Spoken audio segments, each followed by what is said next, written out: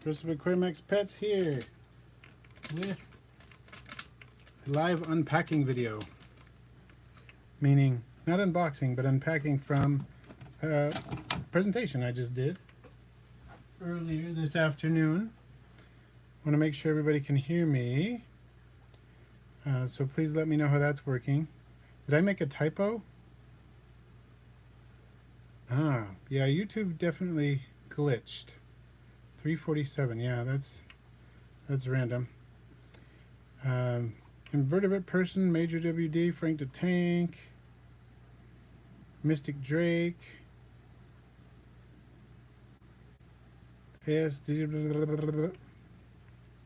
Live Laura Taylor. Okay, excellent. You can see. So, did a program, and I'm not going to put these away right away. These are one of the best isopods for programs because they're so visible, so vibrant. So Armadillidium gestroy, definitely one of my go-tos when I do programs. So brought a few of these on the plaster of Paris, which helps to avoid stressing them out and makes them, of course, extremely visible. I don't have to dig them out as sphagnum moss or paper toweling or anything. They're just here, visible in the deli cup. Extremely convenient way to showcase isopods, and the next time I do a show, this is what I'm bringing as well. This is how I'm bringing my isopods. This was an idea I read about a decade ago in an old paper, an academic paper on isopod rearing, but I only started to employ it once Kyle Candillion of Roach Crossing indicated to me the exact type of plaster of Paris that he uses. It's the DAP brand, because I wanted to make sure I used one that was safe because there are different formulations of plaster of Paris. And there we go. This is what I use, and I have been using for a while when I want to house isopods in a semi-temporary situation. So when people buy isopods at shows, and they often ask, how long can I keep them in here? And something like this, as long as you keep the plaster of Paris moist, they can go a long time in here. So this is Invertebrate Person, Armadillidium gestroy. See, we have 20 people. Put the cap back on here. See, it's ventilated. So as long as that doesn't dry out, they could stay in here weeks. I wouldn't recommend keeping them here in weeks because that's too small for comfort for them for weeks, but they could technically do that. Here's an example of one that is, they've been in here a while now. They've been in here probably 2 weeks. In this container, I put a leaf in here, I put fish food and things like that in there, and they eat those. It looks like I need to refresh the food. There's a little bit of fish food left in there, but I put some of my pickled leaves in there, and they ate the pickled leaf. So that's looking good. These are just Oreo crumbles. They do really well on this too. You can see a remnant of the leaf that I put in there. There's a tiny remnant of leaf skeleton. Excuse me. And the beauty of these cups, there are many beauties of these cups, but one question that somebody asked, let me go back and see who that was. That was Laura Taylor. There was a Yelteros here. Excellent. Is that, yes, I can dump this out. I can put these back in their container. Then I can let the plaster of Paris dry out. There's no problem with cross-contamination of different isopods. Not that there would be anyway. I mean, I'd look in there and make sure, but just in case there was a tiny monk or something missing, these dry out, and then I can use it for whatever next time, different isopods.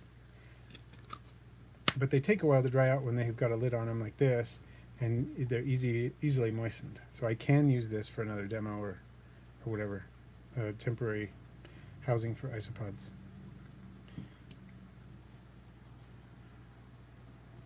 So I want to show you what else I got here. I'm not going to put these away right now. I'm putting most of my critters away right now. I'm not going to put these away right now because their bin is right behind the tripod, and that would be problematic. So Mercedes May, I do sell isopods, in fact. Let's take a look at what's in here. Hopefully I can do so without causing any problems here. These are milkweed assassin bugs. They're very pretty. They're not huge, not like Cythala horrida, but they're very pretty with their aposematic a Posematic coloration. These are adults that I raised from nymphs I got from roach crossing. I have quite a few adults, in fact, a whole colony. And now babies. I've got babies. I don't even know how many babies, but a number of them. I'm going to put these back really quickly, and I'll be back. As you notice, I'm not leaving the screen blank. I'm going to keep these here so you can try to figure out what's in these containers. I'll be right back. I won't be far. I'm just across the room. Whoop. Ran into a bucket. Or a bin, rather. Okay. I'm excited these are captive breeding for me. Not that that's difficult to do with this species or anything, but it's just kind of exciting. Trying to think how many other true bugs I have raised, and not very many. I can't even think of them. So assassin bugs can climb smooth surfaces in general. All the ones I'm aware of can. So yeah.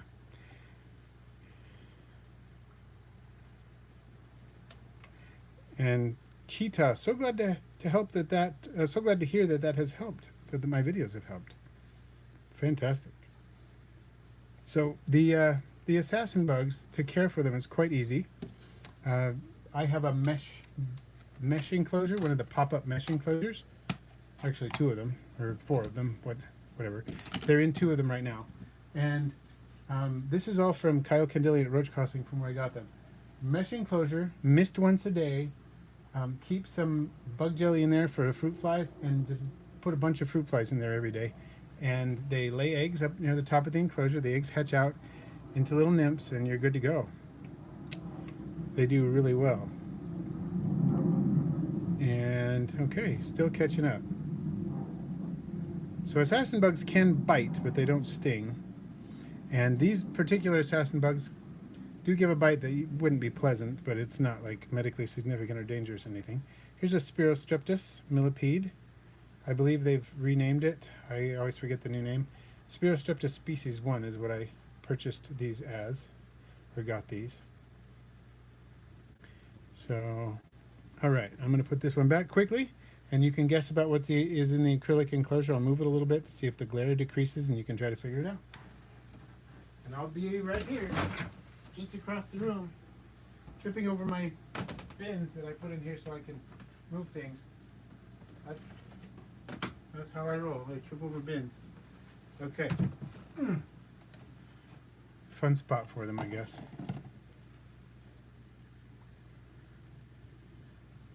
So the assassin bugs are just for fun because they're assassin bugs. I mean, I do now bring them to presentations because they're brightly colored, and that's fun. And I can talk about how assassin bugs work. It's pretty cool. And also, my wife doesn't object to them being in the house because they're not like horrid king assassin bugs, which are, you know, a little too much potency to their venom here. All right, now I bet you all can figure out what this is. And I don't think all assassin bug species wear their victims' exoskeletons on their backs. The one I have, the milkweed assassin bugs, do not appear to do that. They do, however, have sticky forelegs, and so fruit flies are constantly sticking to their forelegs. They use that as a hunting tactic.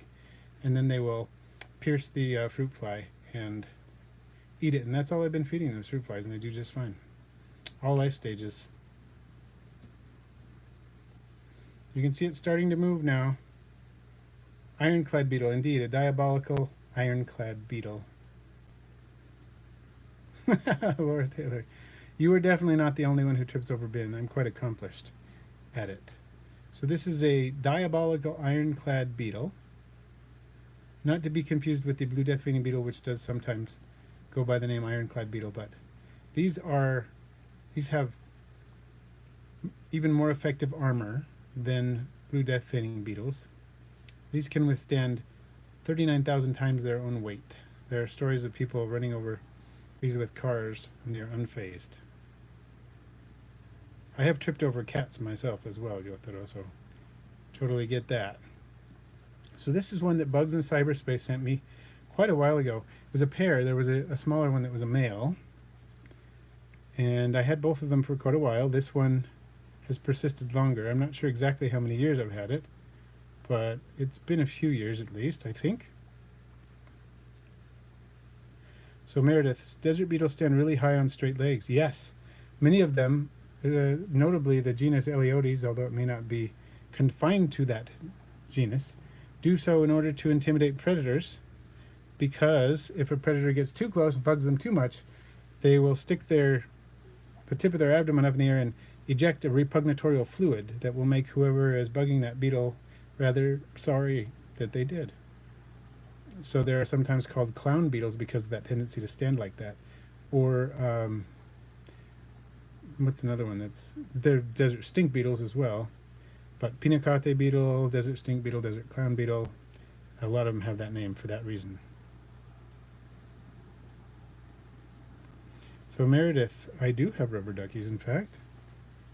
I do have rubber duckies. I'm going to put the beetle back right now in my communal beetle enclosure, and we'll get something else out. This one's fun. Let me put this this one out of the way, and we'll put this one here, and you can guess what's in this one while I'm putting this one away. See if you can see it. Putting the acrylic enclosure away. That little enclosure I just used for demonstrating beetles, for programs with beetles. That's what it's for. Okay, so Kita says, question on cohabiting isopods. Armadillidium veracae and Armadillidium maculatum. I would expect they wouldn't outcompete each other and have similar care. My expectation would be, depending on the size of the enclosure and whatnot, you may well have issues with one outcompeting the other over time. It's not uncommon. The competitive exclusion principle just basically states that if two species occupying the same niche, so we're making an assumption that they do occupy the same niche, which it might be slightly different, especially if you're in a very large enclosure. So if one of them prefers more moisture and you keep one area more moist or whatever in a large enclosure, you might do better. But probably with the limits of resources in a container, they would eventually outcompete each other. So yeah, that's what I would say. You can still try it. You just want to keep your eye on that. Random T, congrats on the orange Rileys. Those are very nice shrimp. And Yotada, I have heard of Gray Ghost. That was, I think it was through Richard, Tarantula Collective, interviewed Gray Ghost Creations. Okay.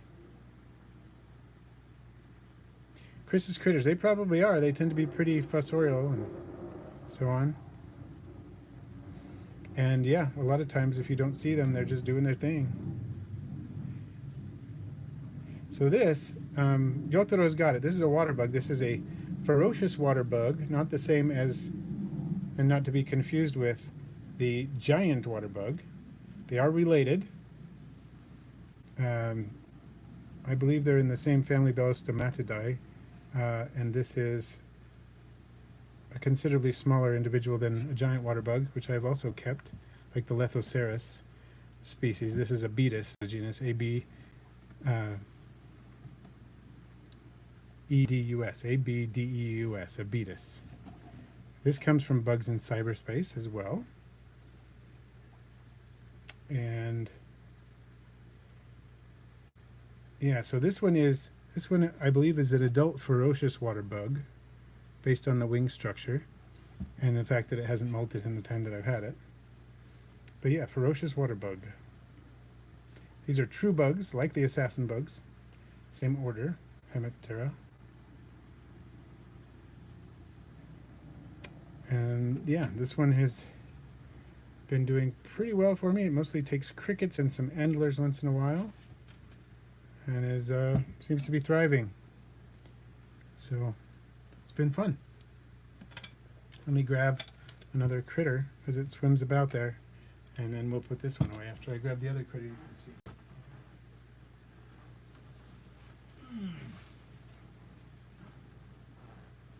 Hopefully this one's going to be visible. I don't see it right now. Oh, there it is. Okay, good. Going to be visible. Really fun one. I mean, they're all fun, right?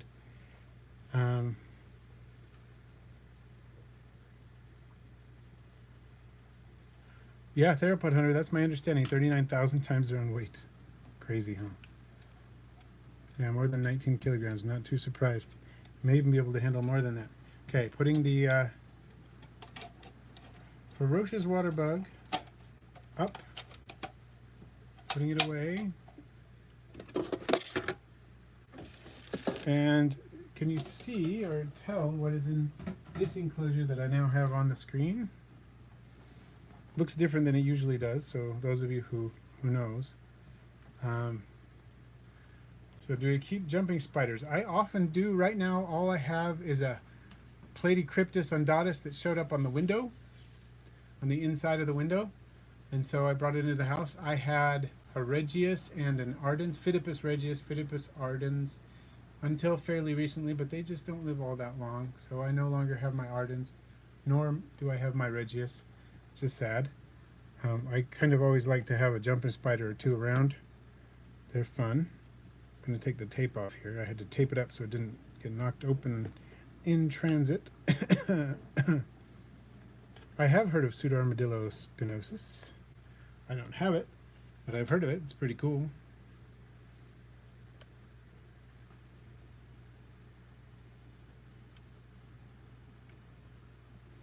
Sean, you are a little bit stronger than I suspected. Only a little. And Laura, thank you. I appreciate that. It is always fun to find new things. One thing I've noticed with programs, I try to just change it up a little bit, not just for people who see it, but for myself. Makes it fun. Okay, can anybody tell who that is?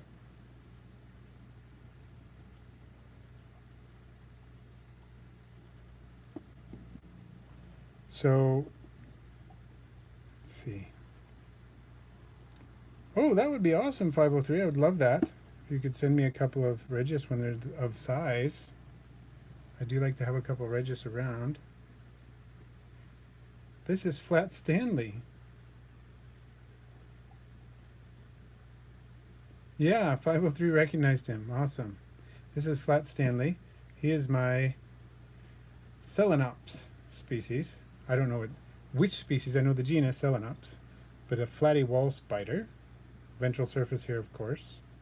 This one I collected on my trip with Sky Island Adventures. It arrived here on August 1st, but I collected it in late July in one of the canyons, flipping rocks. And it is a beautiful spider. Let me see if I can get a better shot. Oh, I love Johnsoni. Oh, I love Johnsoni. I love all the red ones, the red desert species. We have Johnsoni in my state, but I have only seen one in the entire time I've been here. So this is Flat Stanley, indeed. This is Flat Stanley. We call him Flat Stanley. Stanley is an acceptable term. Let's see, as well. So he's very cool. So Mercedes is asking about undatus and how I keep it. Let me show you what I've been doing. It's fairly recent, but it's been doing fine so far. I'll show you in a minute. I need to try to get Stanley's decor back in the enclosure without upsetting him, which is trickier than it sounds sometimes, just because he'll dart out of this enclosure like super fast. He's a teleporter, and I need to keep him down a little bit. So I'm going to put the piece of some of the rocks back in because he needs flat surfaces, and of course the enclosure itself is a flat surface which he can use just fine, but it's nice to have a couple others in there. So I'm going to put these in here, the selenite. I don't know if you can see what I'm doing, but I'm putting this piece of selenite for the Selenops spider, which I think is fun, that there's Selenops and selenite together, and sometimes he'll sit on the selenite, and it's pretty cool. And okay, there. Flat Stanley is set up in this enclosure with some flat surfaces for him to hang out on. some other items in there to just make it look a little bit more interesting. Good to go for Flat Stanley. And I'm going to get the Platycryptus undatus now that I found on my window. It is now in a little hammock, but since they're so small, I just put it in this tarantula cribs sling enclosure. You can see it in the back there in its little hammock, and you can also see it's been eating Heidi-eye fruit flies. So I've just been misting and putting Heidi-eye fruit flies in here. Seems to do great so far that way, and hopefully it continues to do well. Oh, quick thing here, I'm going to show you. These are my Vanessa cardui, the painted lady butterfly caterpillars. I don't know if they're going to be visible here, but they're chrysalises in here. There's some chrysalis formation going on in there, so I'm really excited about that. I've got several of those that are forming.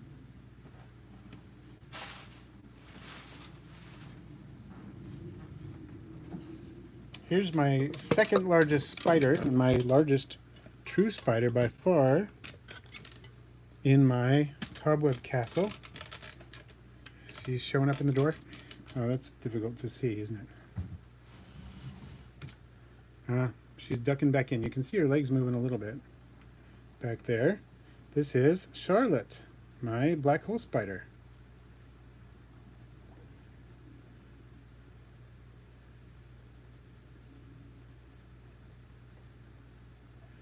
Oh, let's see.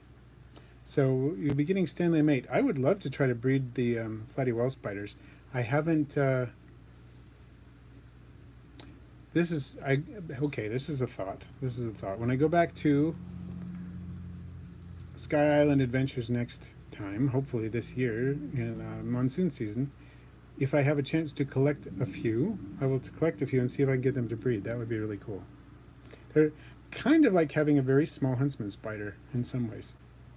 They're very fast, they're very flat, and they're super cool. And he's small enough that all I feed him are the Heidi-eye fruit flies and the occasional small cricket. Let's see. Oh, 503, you have the Phidippus nikites. I'm not sure how to say that name, but they are so cool. The orange on those things is crazy. So Yotaro, the butterflies, the Vanessa cardui painted lady butterflies, take about 7 to 10 days. So that is going to be about a week from now because they just started pupating like yesterday. So let's see. We just take a look at her. She just had a cricket at the presentation that I was giving at the program.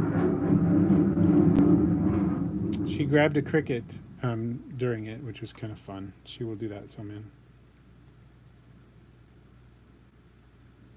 Yeah, chrysali is probably more correct than chrysalis. Sounds better.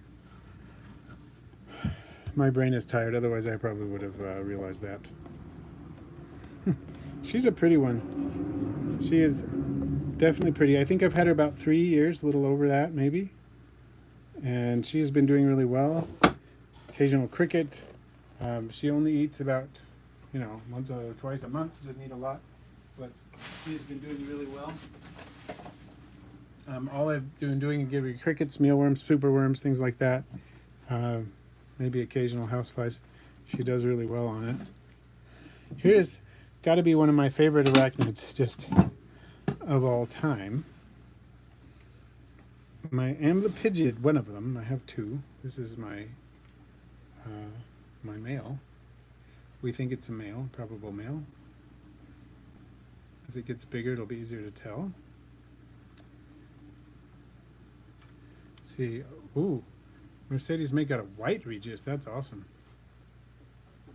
Oh, the mason bees, yes. I keep on meaning to make a mason bee house, but I haven't done it. Do I handle my spiders? Depends. I will handle my Phidippus spiders.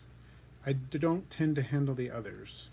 I will handle some of my other arachnids, like this Daman diadema amblypygid. I will handle that.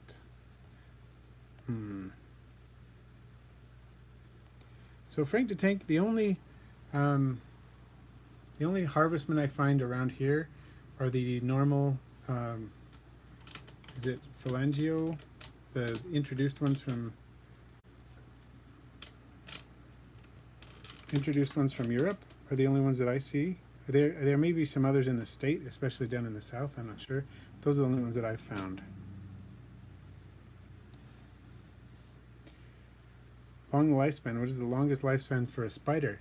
We know there are some that there's at least one trapdoor spider that lived in excess of 40 years. Many tarantulas can live several decades, possibly 40 years or possibly more. But we know we have one on record of a wild individual in Australia of a trapdoor spider, which is not the same as a tarantula, but living about 40 years. I think it was over 40 years, like 42 or something. Lots of tarantulas can live well over 20 years and more. So it depends. Many true spiders don't live nearly as long, but some of them can live quite a few years, like the black hole spider is one. So they might live 10 years or more, the females at least. So flat Stanley is very mildly venomous, not dangerously venomous to a human. Young lad, congrats on the antlion. They are in a lot of places. So Kevin, welcome. Saitala, I can never say that name. Horida, I don't have those. Actually, I never did have those. When I made a video about them, it was a collaboration when I had the owner over, and we chatted about those. So I've never actually kept them. I have the only assassin bugs that I have are the Zealous longipes, the milkweed assassin bugs. So Mercedes May, what are the best isopod to handle? I like Armadillidium for handling. They tend to be slower, and some of them get fairly large. Armadillidium gestroy is one of my top picks for that, because they tend to be fairly large and robust and fairly easy to handle.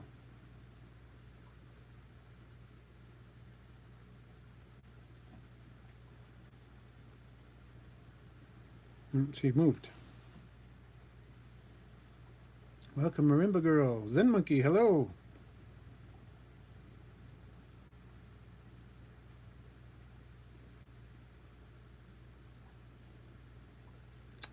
Yeah, the wolf spiders are amazing, but they're true spiders. They just don't live as long. But I think I've heard of black hole spiders living 10 years or perhaps more.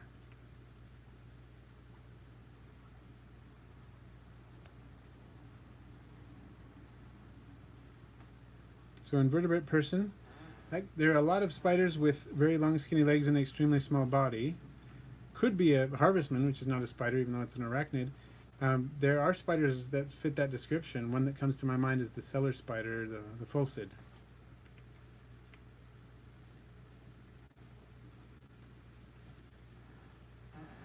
Alright, I'm going to pull out another critter here.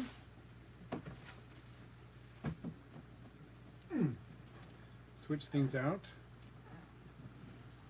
This is going to be a little tricky, but I think I can make this work. It looks like she ate the cricket that I gave her yesterday before the program, so that she would be nice and comfortable. Yeah, I'm glad she ate that. I mean, he. That's my male. I get them confused sometimes. Looks like he ate the cricket. My male is bigger than my female. Female's still fairly young. All right. Scorpion time. This is my Asian forest scorpion. Shoot, this is proving slightly difficult, but I think I can make this work. Let's take a quick peek at the Asian forest scorpion. Looks like it's drying out in there. Put some water in. There's water in the dish still, but I think that's a little dry for an Asian forest scorpion. They like it fairly moist, so I'm going to let the water dish overflow and get a nice moist corner going on there for it. Little hard to see.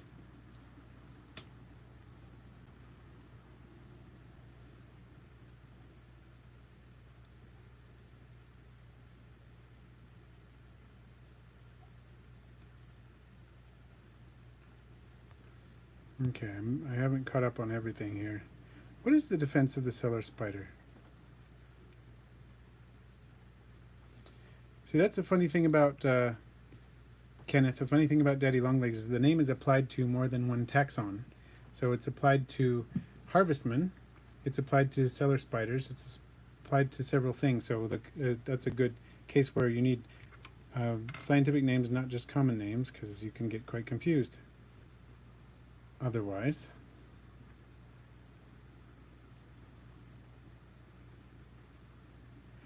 Yeah, pink isopod morphs, as far as it goes, I agree with 503. I think papayas are the closest to pink. When I show my family, they said, oh, those aren't pink really, but I think they're the pinkest isopod in the hobby that I know of. They spin around in circles in their webs to confuse predators. That's awesome.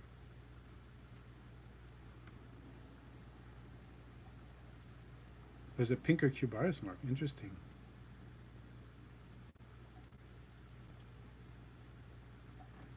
Yeah, the fulcids shake the web. It's pretty cool when they do that.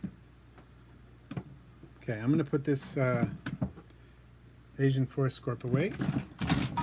Whoa, sorry. Knocking things over. I'm good at that today, apparently.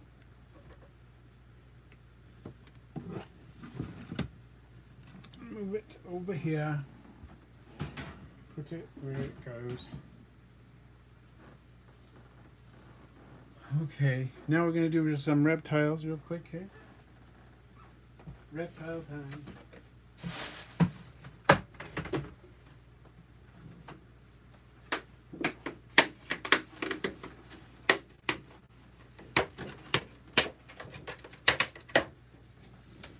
And could I ask everybody who has not hit the like button to give that like button a smash there? That would be lovely. We need some likes in there. I see 16 and we've got 41 people in the live chat, so that would be awesome if we could do that. Crane flies, that's the other one that they call that. It's another taxon. I see some likes are starting to show up. So Ruby has not given birth yet. We're actually going to check on Ruby in just a minute. This is Tiki, our first crested gecko, the one who has produced 3 offspring through parthenogenesis, which is kind of crazy, right? So she is almost 10 years old, I believe, and getting pretty big. Thank you, Laura Taylor. I appreciate it. And young lad, oh, thank you. So I'm going to put her away. Be right back.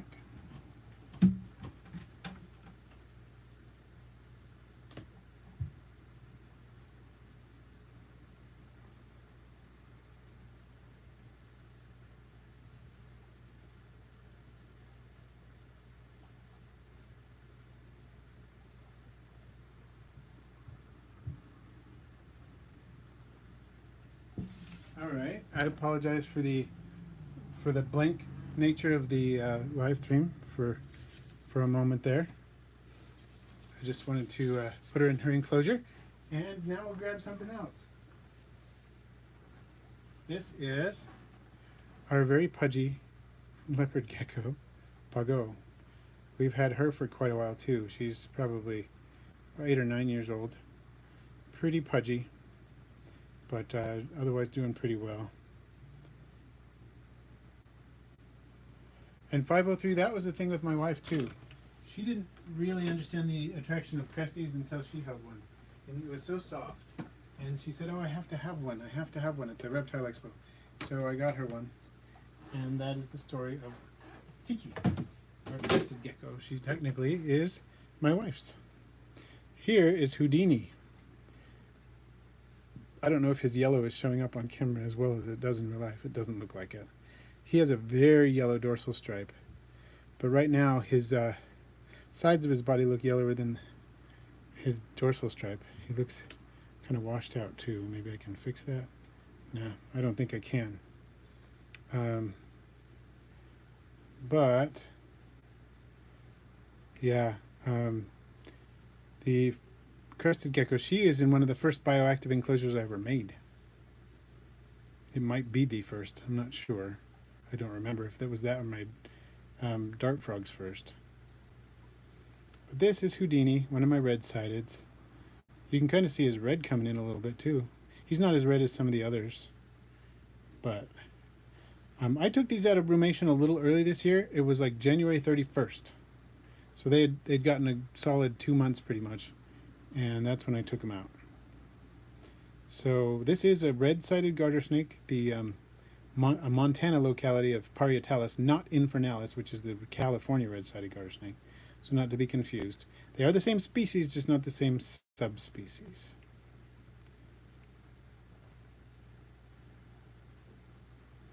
So garter snake wise, he'll get a little bigger because garter snakes do grow throughout their lives, but they do not get, the males don't get that big. Ruby is much, much bigger than he is. His mate is gigantic in comparison to him. Much, much bigger. Here's one of my melanistic garters. So, yeah, if you want a snake that doesn't get real big, get a male garter snake and you will be in good shape. They don't get much larger than that. And it does depend on the species and so on. But in general, male garter snakes are much smaller than the females. And this is an eastern. This is an adult male too, but he will grow. They never really stop growing. They just slow down a lot once they reach a certain size. So this is one of my melanistics. This is Cecil, the one with the most markings on the side of his face.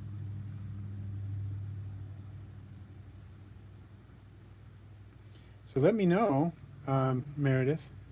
I do have a waiting list for red-sided garter babies, and these. These it's going to be a little longer, probably. Well, it is going to be longer for sure. Because it turns out I bought 2.2, in other words, 2 males and 2 females as little babies, but occasionally that doesn't work out as one would hope. And so it turns out that they were all males. So I have 4 males. I'm working on getting a female, but I don't have one yet, but I'm hoping to get one soon. So what do I feed my garter snakes? Well, the staple food that I like to provide them is mice of appropriate size. So this guy can take fuzzies, but he prefers large pinkies. I think it's the ideal size for him at this size is large pinkies. He'll take smaller pinkies too, just fine. But as far as more bang for the buck, a large pinky is the way to go for this guy.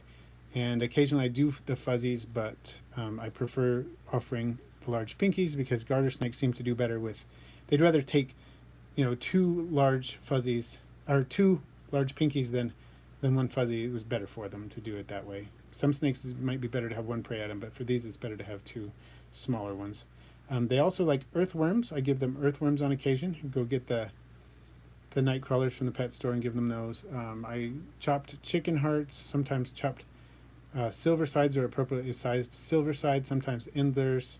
Try to split it up, mix it up a little bit, give them different food items. It's good for them. And you can definitely, Mercedes, house different kinds of garter snakes together. Just don't house different species together. If they are males, if they're males and females, if they're mixed sexes, don't house them together. If they are not mixed sexes, then you can house them together just fine, and they do well. And I have done that on occasion. In fact, I'm doing that now with 2 young ones that are the different subspecies. They're 2 females of the different subspecies, and they're together. I have a Thamnophis sertalis parietalis and a Thamnophis sertalis sertalis together. So I will take Cecil and I'm going to put him away, and I'll be back with something else.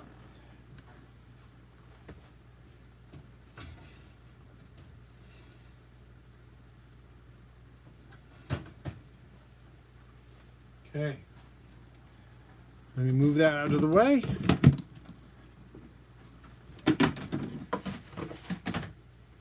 What's up, my friend? This is our corn snake, hypomelanistic corn snake, Mr. Skeletal. Probably won't fit on camera, his whole body, but maybe, I don't know. See how that goes. He's pretty active right now. He's going everywhere. He was an absolute doll at his program today. People loved him. People got photos with him. So fun. He is almost 5 feet long now. He's just like 2 or 3 inches shy of 5 feet long. He's getting up there for a corn snake. It's a pretty big one. Tried not to let him get too overweight. and I think he's doing all right. But he's pretty big. I'm gonna put him in his enclosure now and be right back with a couple more things that I want to show you. Put his hide back, one of his hides back in. Took his high hide out to bring with me. So I put it in his travel bin. And now I'm locking him up. So 1 second, make sure that he's locked up. Okay, yeah, the latch locked. And now I wanted to show you right over here. This is my enclosure for my youngest garters. Notice I have the front taped, which is not ideal, but it's aesthetically not ideal. It is a good idea to keep the snakes from escaping when there's a little bit of an opening, a gap. And so I have some painter's tape on this gap, which I remove. But you can see there is Tiny. She's a gorgeous gal. She is the holdback from my red-sided. It's the only holdback, in fact, that I have. She looks like she's excited about eating. And I figured you might want to see that process. She's gorgeous. I don't know if you can see all that on her. Can you see it? It doesn't look great through the glare, but you can see. You can kind of see it through the glass. She's very pretty, and she's taming down a bit now. Taming down. So I'm gonna feed her right on camera, if you don't mind. Disclaimer: frozen thawed rodents. Just gonna give her some frozen thawed rodents, and I also have an eastern in there, Ember, and she might pop out. Oh, I see her head popping out in the corner over there, so she's probably gonna check this out. She's gonna take that like anything. Woo! There we go.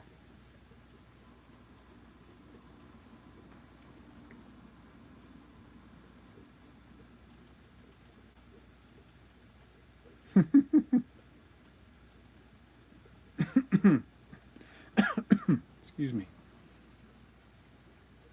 So let's see if I can get in there now that there's no glass in the way and you can see her colors. Oh, okay. I see that Ember is on her way over. She's noticed the food too. So if you can see her nice colors, let me know. I'm keeping an eye on Ember. Can you see how her red's popping up? They look like they're looking pretty good to me. So I see Ember's coming over, so I need to give them both some food so we don't have fighting going on. And that's going to be fun. Good thing I have 2 pairs of tongs over here, huh?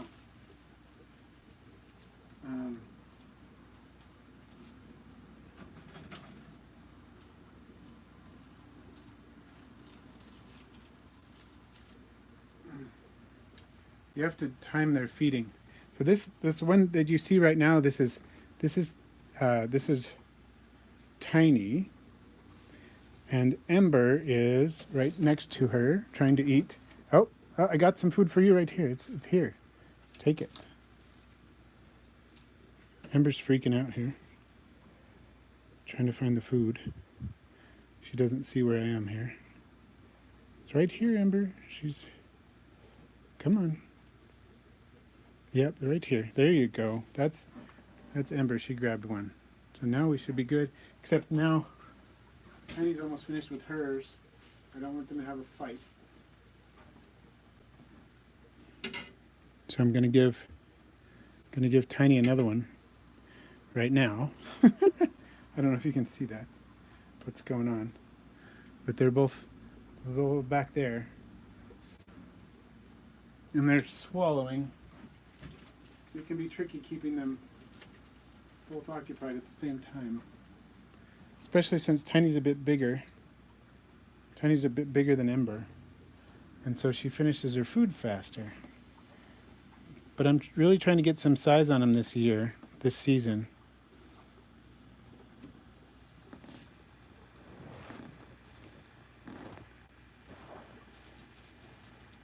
Okay.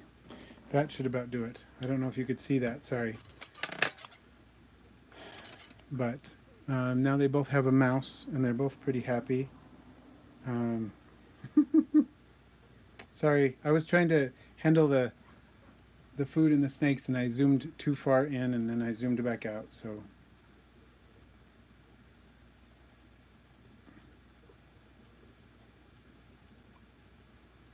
yeah, yeah, the time flies.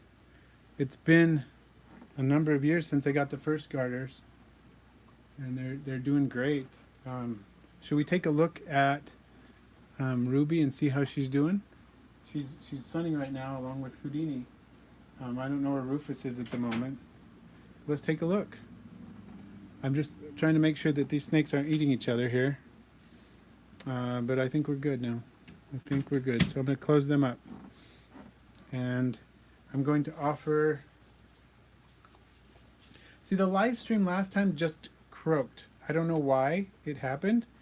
And I wasn't able to even get back into the stream. It was really frustrating because it died on me. And sometimes I can get back in. And this time it was not happening. It did not happen at all. Okay, there we go. Sorry about that. Little bumpy there. So this is Ruby. I don't know if you can tell how fat she is. She's so gravid. You can see some scale spread there. Let's see. She might want a little snackage too. I'm not sure if these other mice up here are ready or not. Yeah, they're ready. She will take adult mice, no problem, of course. Multiple adult mice when she feels like it. Zoom back out a little bit. Okay, if y'all are okay with a not live, it's a live feeding, but it's not live rodents, it's frozen thawed rodents. I do not do live rodents. Do not feed live rodents at all, but let's see if she's interested. You know what? She's trying to climb up onto the camera. She does not appear to be interested in food. I'm holding this mouse in front of her face. She's not having it. But she wants to come out and hang out, I guess. I don't know. Does she just want a pinky as a snack? And I'll give this to a corn snake. He's due for a feeding also. Sometimes she'll eat a pinky when she doesn't want anything else. I don't know. I don't think she wants to eat it. She may just be too full. Let's see if Houdini wants it, because he skipped his last feeding, which is fine. Happens occasionally with the adults, especially adult males. They go through periods when they don't want to eat a lot, which is fine. He seems to be healthy and do fine otherwise. So, yeah, she doesn't want any food at all. And Houdini doesn't appear to want any food at all either. But luckily we have plenty of snakes around here that will eat these pinkies. So I'm going to offer it to someone else and see what they think. Let's see. Should I offer it to one of our melanistic boys? See what they think? Okay. Sorry, enclosures everywhere. I'm going to try it. I'm going to try to get over here. Sorry. This enclosure is sort of in the corner. It's a little hard to film in, but everybody looks hungry, so let's try it. Let's see how we do. You guys hungry? Somebody's hungry. Yep, yep. There we go. Took it. Are you hungry as well? Yes, you are. Okay. So the melanistics are happy. Oh, the Pac-Man frog is named Tortellini.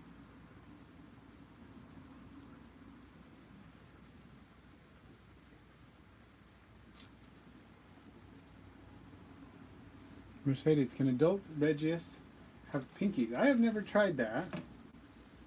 So I'm not sure what to say about that one. It's hard to say. So Cecil, you're not having any right now. I know I just ran out of mice. That's the thing. So I just there. Trying to make sure that they don't have a fight. That's all. Fighting over food. American Light of Magic Potion, Ethan. I can do that. It's new. The bin I'm going to show you is a new bin. Sorry. Trying to get this to work here. Going through everything. Let me grab my American Magic Potion. Take a look. They're in a new bin. Meaning in November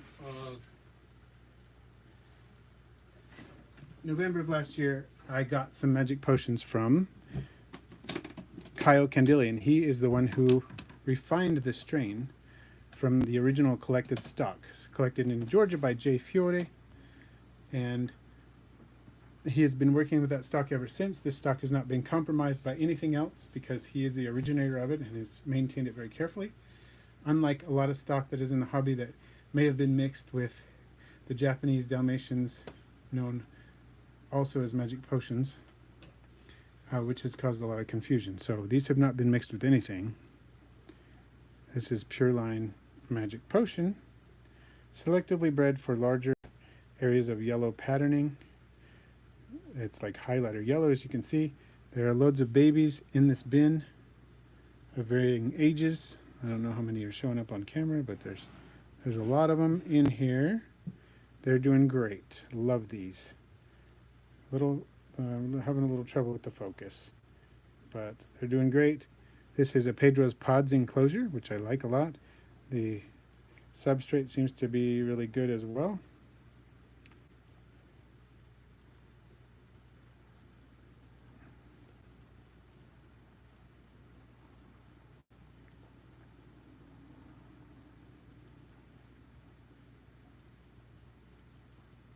So how many garters do I have?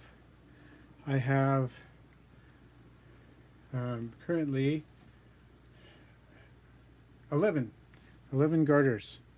1 radix, 4 parietalis, and 5 sertalis. And one of the sertalis is a flame descended stock, but it doesn't seem to be expressing the flame trait. And then 4 melanistics, and then I have the red sideds from Montana. And then we also have a corn snake, which is of course not a garter, but that's our other snake. That's what we've got, snake-wise, right now. So that's 11, right? So magic potions seem to do what many isopods do, and that is the more you have of them, the more they'll be visible. If you have a large proportion of them in an enclosure, large numbers of them, high density, population density, you'll see them a lot during the day. If you have a low population density, you'll see them a lot less during the day. That seems to be true of many isopods. Some are more day visible than others. These have been disturbed, and they're trying to hide, but they will be more visible the more of them there are. Some people say that magic potions are more visible than some of the other strains of Vulgare. Hard to say, but I see them. They're out and about usually when I open this up. So, Onion Painter, hello. See, and it does depend on partially what you keep them in, like what conditions you keep them in. I've noticed when you keep them isopods in clear bins and there's a lot of light, they tend to habituate to it. So like these Armadillidium klugii dubrovniks, they're just hanging out, and they're not the only ones hanging out in the enclosure. And the density is not super high in here, but you can see that there's a few of them just out and about pretty much all the time. And the more you have of them, the higher the density, the more that will be true. But also, transparent enclosure and lots of light tends to get them to do that more. Oh, good, Mystic Drake. Yeah, some people, it's easy to make that mistake sometimes. You'll see tiny white isopods in with an isopod and not realize they're the Monkai. So work in progress. What are the species you have now of isopods? And then maybe I can give you some suggestions. My favorite isopod species probably this one, the one with which I began the stream, Armadillidium gestroy. So visible, so beautiful, not expensive. So work in progress if you don't have these. These are an excellent one because they get large. They're very beautiful. They're also very day active and not shy at all. Pretty easy to care for. They don't breed like insanely. They do have large litters of babies when they have them, but they take a while to get to maturity before they will produce babies. And so you're not overrun with them.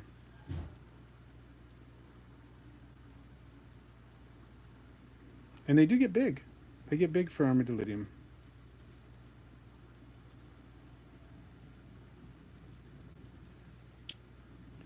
I need to try the Xochids in my enclosures. Do you have some? So what do the night gold look like? Night gold have a little bit more yellow patterning on them than most Armadillidium vulgare, at least some of the specimens do. But it's been a trait that's been hard to nail down, and so it's kind of hit or miss with them. My blue dwarf tarantula is doing really well. Brazilian blue dwarf beauty has been thriving for me, and I think she's a female. I'm not 100% sure, but I think she's a female, which I'm excited about, because that's what you want when you get tarantulas, unless you're planning on breeding, just because the males don't live nearly as long as the males don't excuse me, nearly as long as the females. I'm just going to grab another isopod here.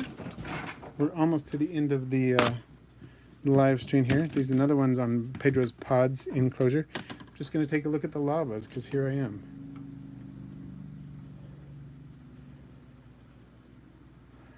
Which Armadillidium species breed quickly, are common, and look cool? Zebras are pretty good that way. Paracai breed pretty quickly. Armadillidium hispanuli are really good breeders. Look very cool. Here's some of my lavas. Let's see. Just wanted to see. I noticed there were babies in here the other day. It looks like there's some babies from 2 different cohorts. So that's awesome. I put a bunch in this enclosure. Not a bunch. Put a decent number in this enclosure. There's a really nice specimen right there. Where is it? That's what I want my lavas to look like. Pretty much like that.